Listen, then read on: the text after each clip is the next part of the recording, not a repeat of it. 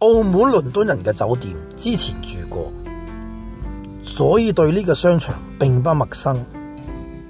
今次住嘅品牌係康萊德，入住手續都算順利，仲獲得延遲退房到1點嘅待遇。房間都作咗一定程度嘅升級，詳情入房後慢慢介紹。一入門口就係衣櫃同埋迷你吧，過咗迷你吧就係電視機，電視機再向前行就係書台，書台對面就係梳化同大床。望完睡房之後，再睇下隔籬嘅洗手間，有雙洗手盆同埋浴缸，沖涼除咗浴缸仲有淋浴。廁所都做好咗乾濕嘅分離。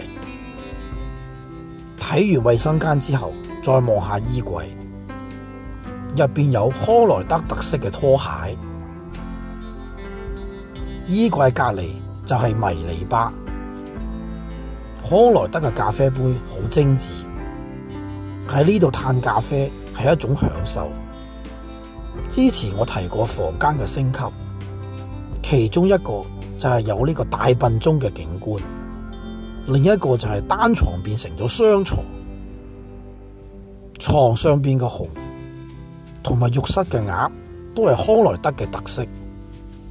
浴室用品係一個令小朋友高興嘅地方，小朋友都心急咁樣打開佢，因為有兒童專用嘅牙刷。